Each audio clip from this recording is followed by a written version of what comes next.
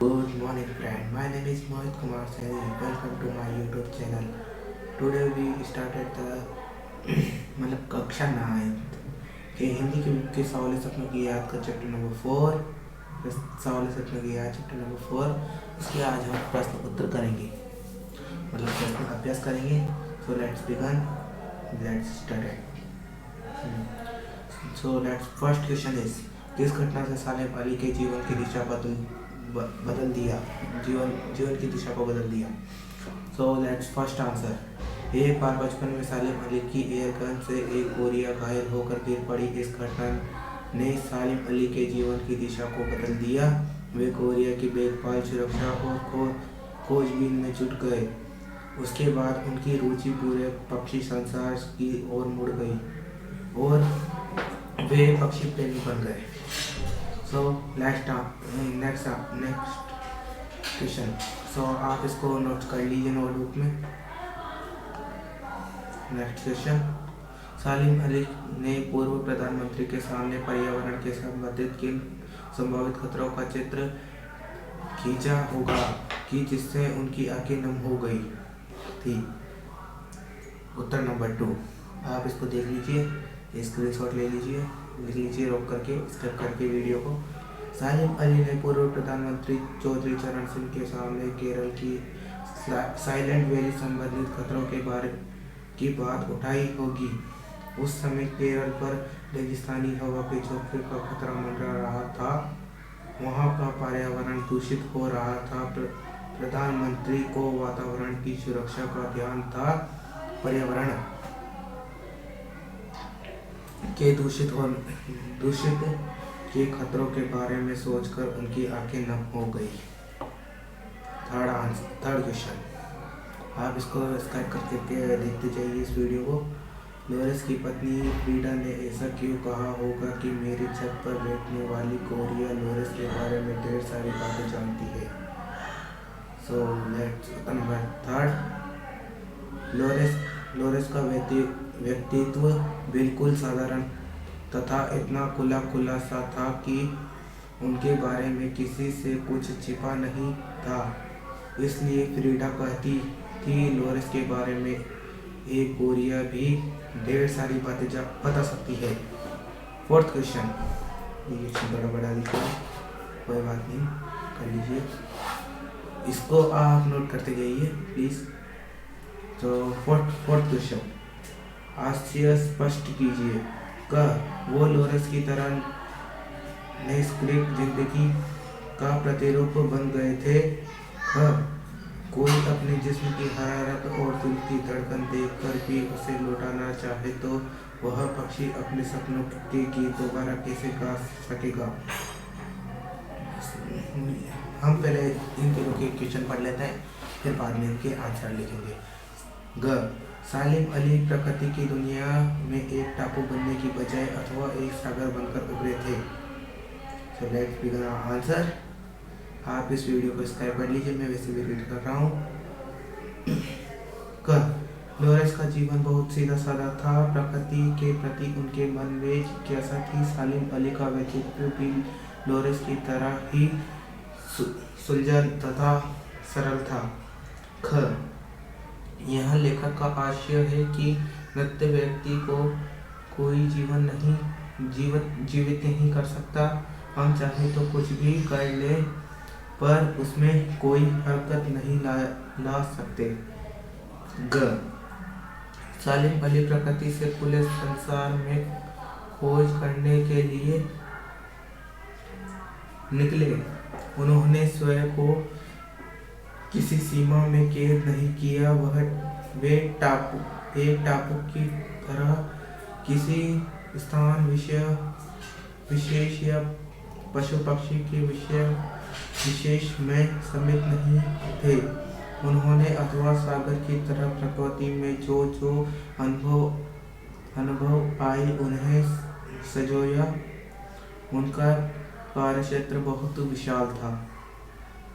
Question number 5 करेंगे हम। आप इसको नोट कर दीजिए, मैं रोक देता हूँ, मतलब रोकिए और इसको कर दीजिए, इसको पढ़िए। Question number 5। इस पाठ के आधार पर लेखक की भाषा शैली की 4 विशेषता बताइए। सॉरी, उत्तर नंबर 5, लेखक की भाषा शैली की विशेषताएं। उनकी शैली चित्रात्मक है। पाठ को पढ़ते हुए इसकी घटनाओं का चित्र उभर कर हमारे सामने आता है। फर्स्ट, लेखक ने भाषा में हिंदी के साथ साथ कहीं कहीं उर्दू तथा कहीं कहीं अंग्रेजी शब्द का प्रयोग किया है। सेकंड, इनकी भाषा अत्यंत सरल तथा सहज है।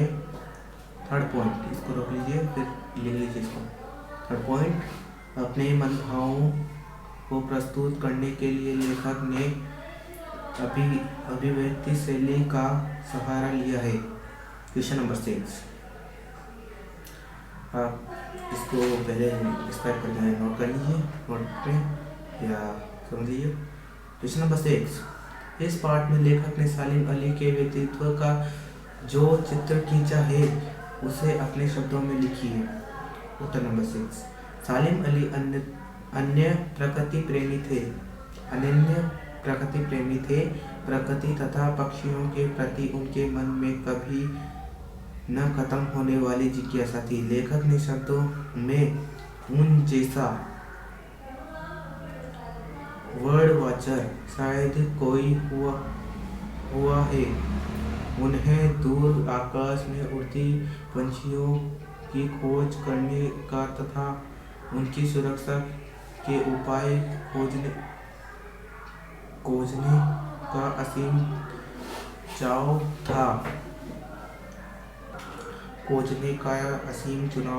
चाव था। वे संभव से परम घुमक्कड़ और यायावर थे। यायावर मतलब सदैव यात्रा करने वाला। आपने वो चैप्टर नंबर 2 लालसा की ओर जरूर पढ़ा होगा, उसमें वो राहुल सांस्तायन भी यायावर थे। तो लेट्स आगे बढ़ते हैं। लंबी यात्राओं ने उनके शरीर को कमजोर कर दिया था। व्यवहार में वे सरल, सीधे और भोले इंसान थे। वे बाहरी चौकाचौंध और विशिष्टता से दूर थे। क्वेश्चन नंबर 7, सावले सपनों की याद की सत्ताकर्ता पर टिप्पणी कीजिए। उत्तर नंबर 7, सावल, इसको मैं पूरा दिखा देता हूँ, ये पूरा तो नहीं दिख पाएगा पर आप देख लीजिए। सावले सपनों की याद एक रहस्यमात्मक शीर्षक है। यह रचना लेखक जाबिर हुसैन द्वारा अपने मित्र सालिम अली की याद में लिखा गया संस्मरण है। सावले सपने मनमोहक इच्छाओं के प्रतीक हैं।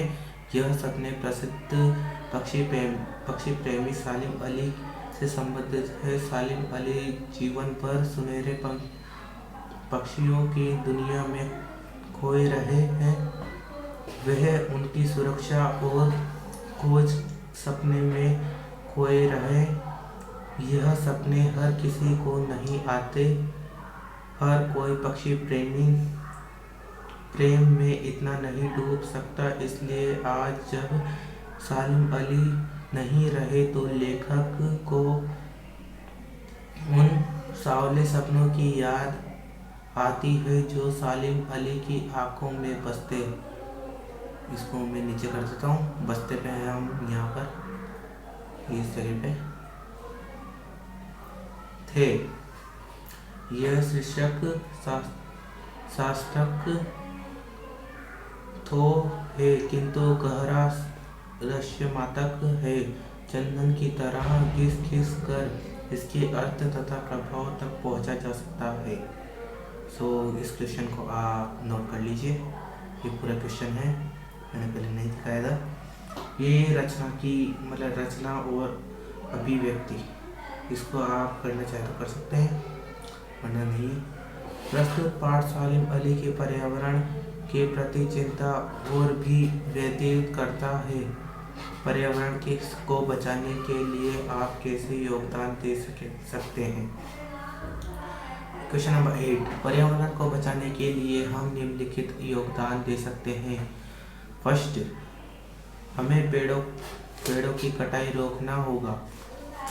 सेकंड, वायु को शुद्ध करने के लिए पेड़ पौधे लगाने चाहिए। थर्ड, प्लास्टिक से बनी वस्तु का कम से कम प्रयोग करेंगे। फोर्थ, जल प्रदूषित नहीं होने देना चाहिए। 5, हमें आसपास के वातावरण को साफ सुथरा रखने के लिए कूड़ेदान का प्रयोग करना चाहिए। Thank you for watching my video. My name is महत कुमार सैनी इन माई यूट्यूब चैनल। आपको कोई भी वीडियो चाहिए तो मेरे पास अवेलेबल अभी तो नहीं है, आप कमेंट बॉक्स में कमेंट करके बता दीजिए। वैसे भी मेरे पास अभी लेटेस्ट मतलब SST की वीडियो है, आप उसकी नोट्स कर सकते हैं। मैं जल्दी उसकी क्वेश्चन आंसर भी लाने वाला हूँ। Thank you for watching my video.